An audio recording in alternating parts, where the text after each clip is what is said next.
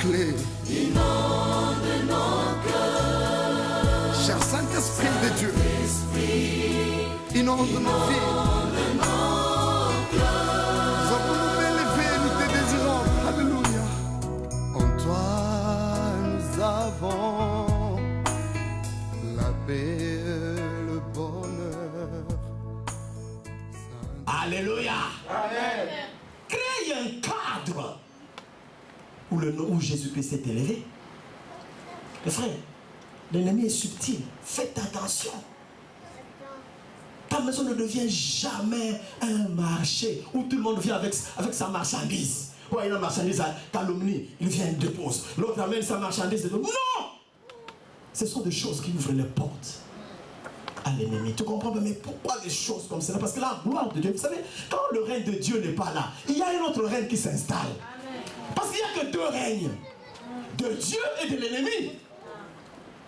Alléluia. Amen. Oh Dieu, donne-nous des femmes sunamites. J'aime cette femme-là, qui voyait l'homme de Dieu Élisée qui passait devant sa maison. Cette femme-là qui avait un problème, frappée par la stérilité, dira à son mari, je suis sûr et certain que celui-là qui passe est un homme de Dieu. Créons un cadre pour que cet homme vienne se reposer. Ils ont su créer un cadre. Alléluia. Amen. Pour que Élisée vienne se reposer. Et Élisée venait, il se reposait. Élisée venait, il se reposait. Elle a créé un cadre spirituel, une atmosphère spirituelle. Et cette atmosphère spirituelle a appelé sa bénédiction. Je dis, cette atmosphère spirituelle a appelé sa bénédiction. Amen. Quel a été le problème de cette femme? Elle n'arrivait pas à concevoir.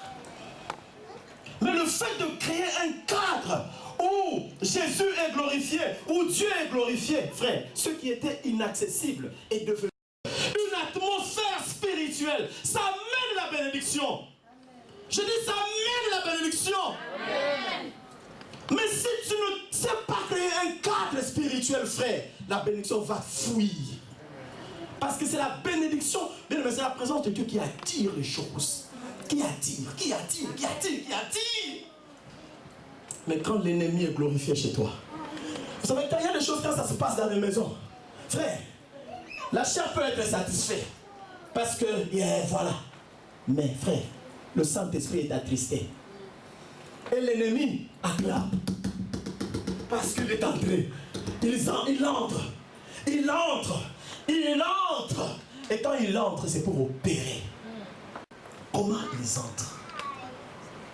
Un enfant qui n'est pas désiré par le parent, c'est un enfant exposé à l'ennemi. Je dis un enfant qui n'est pas désiré. Parce qu'il y a eu des naissances indésirables, on dit ça? Oui, tout à fait. Voilà. J'ai vu des gens, des parents porter la grossesse, mais ne pas aimer l'enfant. Ne pas aimer l'enfant qu'elle porte. Peut-être parce que la relation avec le père n'était pas bonne. La maman commence à haïr son enfant.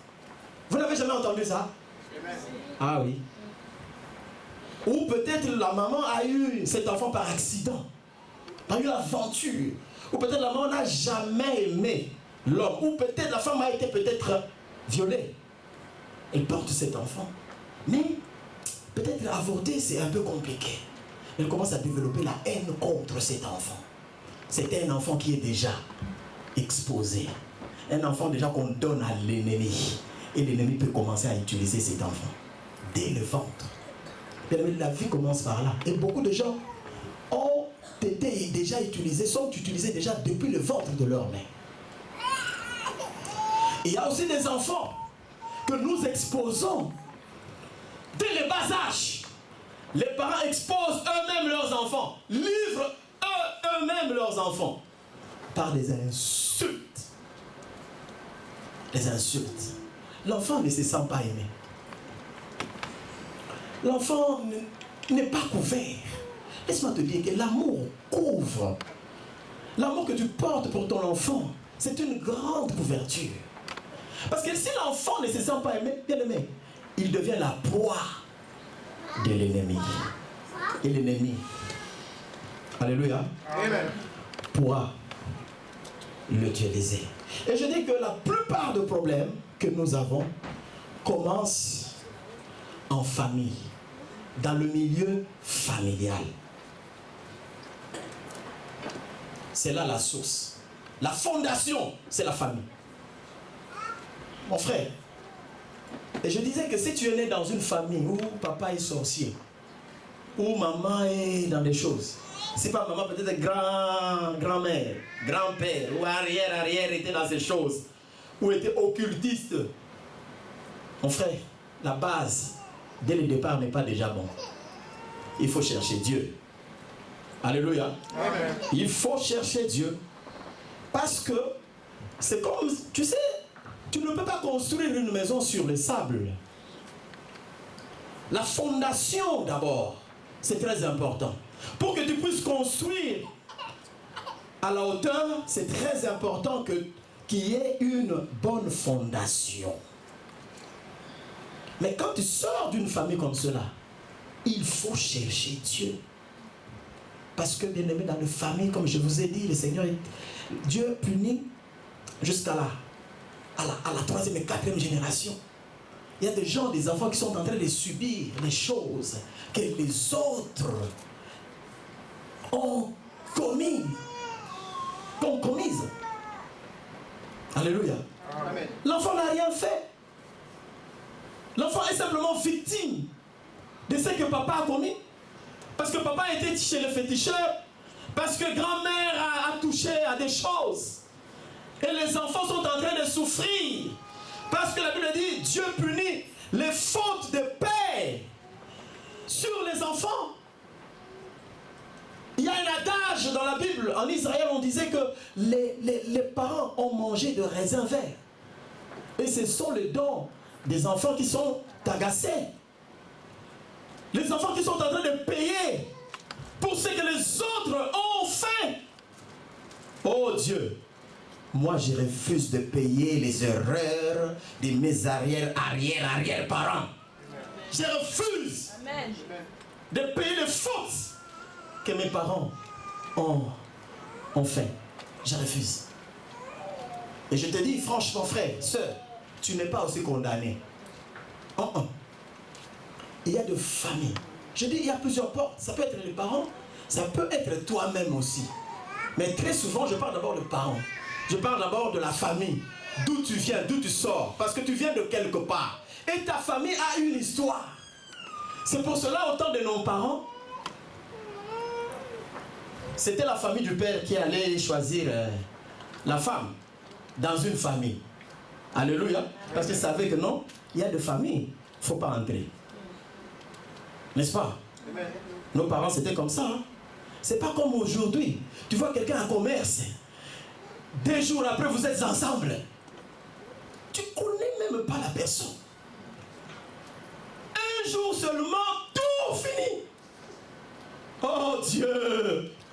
Vous allez... Mais on fait parfois des alliances terribles. Est-ce que tu connais la personne avec qui tu es? Malheur à ce peuple qui fait des alliances sans me consulter. Il y a des mariages comme ça. Vous êtes rencontrés dans une boîte de nuit, c'est bon, c'est fini. Allez, demain après-demain. Ici, être ensemble, c'est rien. C'est rien. Mais chez nous, oh, il faut des années. Hein? Il faut s'organiser, c'est compliqué. Mais ici, tout est facile. Bien aimé, il y a des histoires dans la famille. Tu es entré dans une famille, est-ce que tu connais la famille? La famille a une histoire. Et cherche Dieu. Mais je dis ce qui est important, frère. Il y a des familles où il y a eu le sort, la malédiction. Il y a des familles qui portent la malédiction. Il y a eu des choses qui se sont passées dans leur famille, dans certaines familles. Il y a l'esprit de pauvreté dans certaines familles. Le grand-père a été pauvre. Papa est pauvre. Toi-même, tu es pauvre. Si tu ne fais pas attention, ça va continuer jusqu'à tes enfants. Ça continuera. Parce qu'il y a un esprit. C'est fort, c'est spirituel, il faut que tu te lèves. J'ai connu de familles où vous voyez, tel s'est suicidé, l'autre s'est suicidé. Faites attention. arrête l'hémorragie. C'est pour cela, c'est très important qu'on se lève. Et je dis que tu n'es pas condamné. Même si dans ta famille, il y a des gens qui ne se marient pas parce qu'il y a un sort qui a été jeté. Mais toi, parce que tu es né de Dieu, toi, tu marqueras la différence. Amen. Je dis, toi, c'est différent. Amen. Parce que la Bible dit, il n'y a aucune condamnation pour ceux qui sont en Jésus-Christ. Amen. Je ne suis pas concerné. Je ne le suis pas. Si dans ma famille, l'esprit de pauvreté règne, pas moi. Refuse, dis pas moi. Pas moi. Je dis pas moi. Pas moi. Il y a des choses, il faut les déclarer, frère. Amen. Mon Dieu, il y a des familles. Oh, j'ai vu cette scène. Je me rappelle de cette scène que j'ai vu une famille, $20 pour aller enterrer un enfant. La famille incapable de faire sortir un $20. Un $20 pour aller enterrer un enfant. Toute une famille incapable. Imaginez-vous quel degré de pauvreté. À côté, il y a eu un mort. Mon Dieu, nous étions là en train de voir, de compter le nombre de voitures. J'ai dit, waouh, oh Seigneur, est-ce que nous sommes venus accompagner les gens sur cette terre?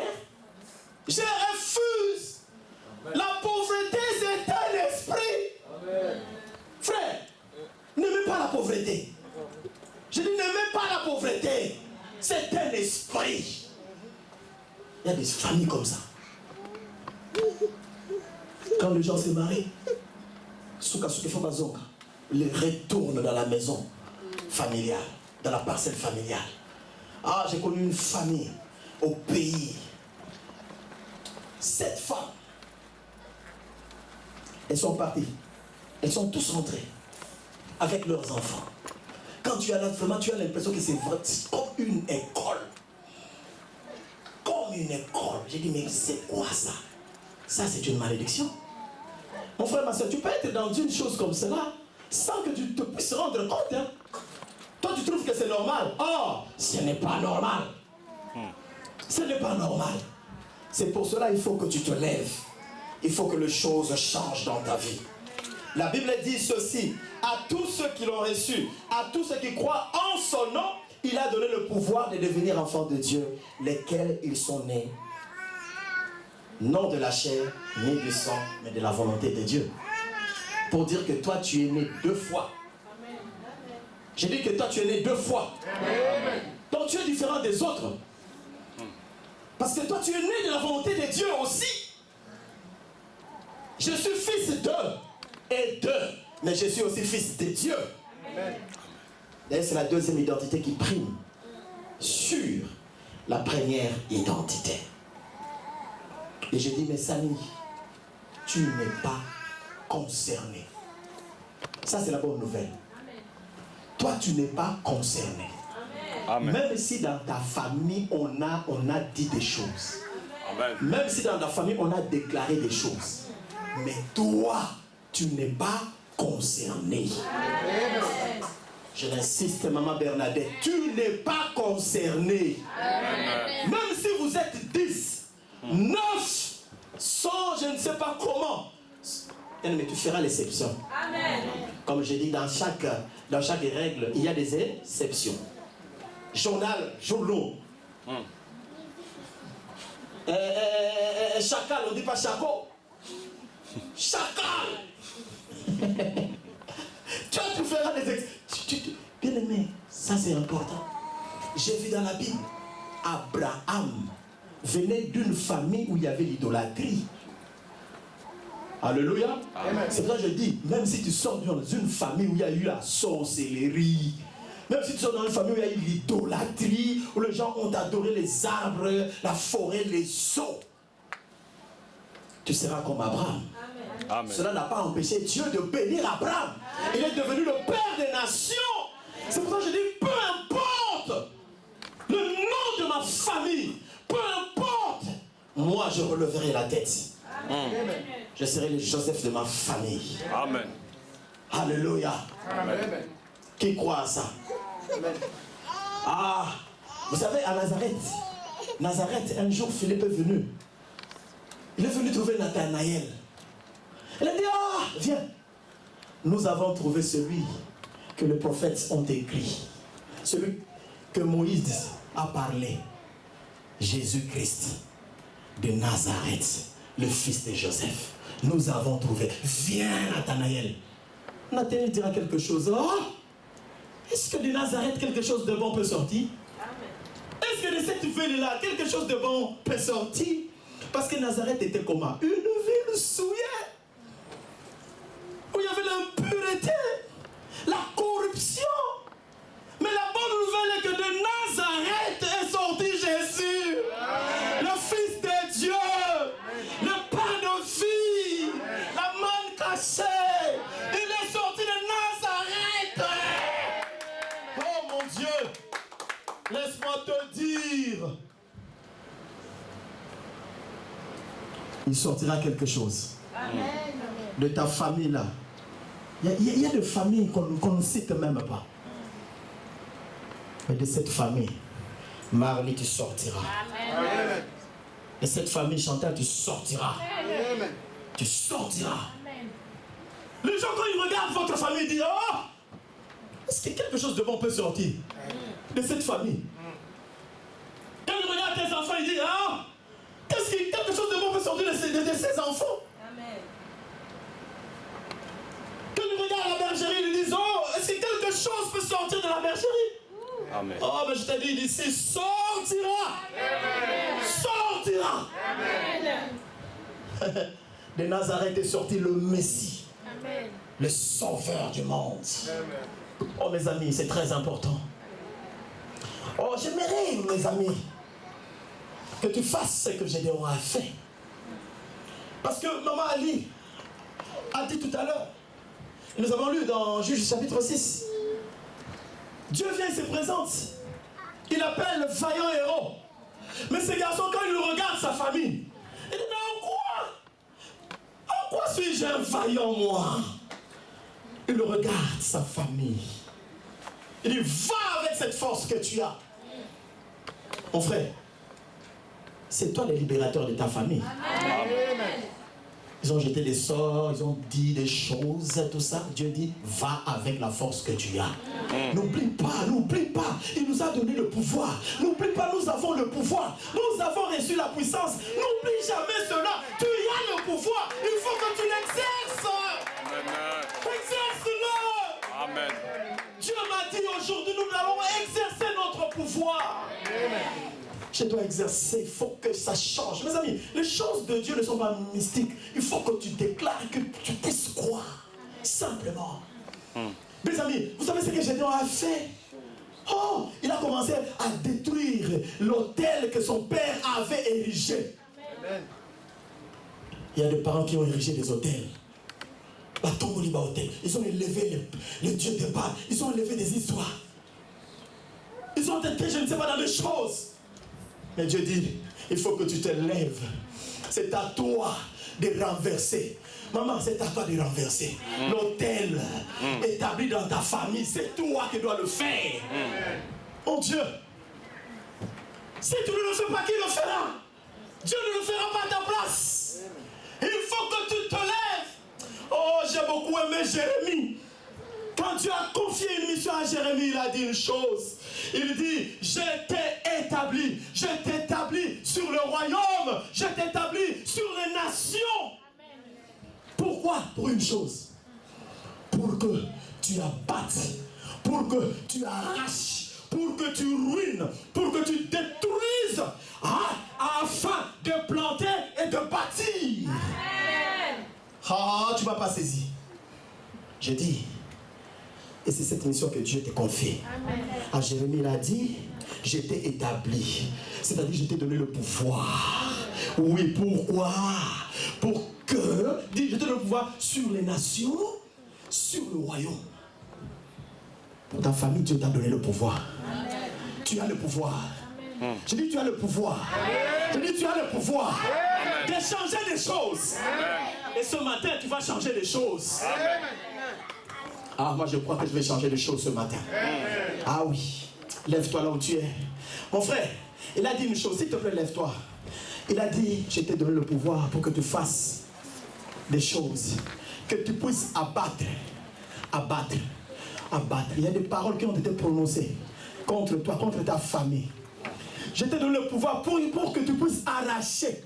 Bien aimé, il y a des choses qui ont été plantées dans nos familles, plantées dans la vie de nos enfants. Il t'a donné le pouvoir. Arrache cela ce matin. Oui, tu as le pouvoir de détruire tout ce que l'ennemi a sémé. Oui, nous sommes en train de combattre, mes amis. Nous sommes en train de combattre. Il dit, après avoir détruit, ruiné tout cela, c'est à toi de bâtir et de planter. Ah, ce matin, il faut que tu plantes des choses dans ta vie. Il faut que tu plantes la vie dans ta vie. La richesse doit être plantée ce matin au nom de Jésus. Et là maintenant, nous allons commencer à prier, à détruire, à arracher tout ce que l'ennemi a sémé. Oh, le paraclet. Inonde nos cœurs. Cher Saint-Esprit de Dieu, inonde nos vies.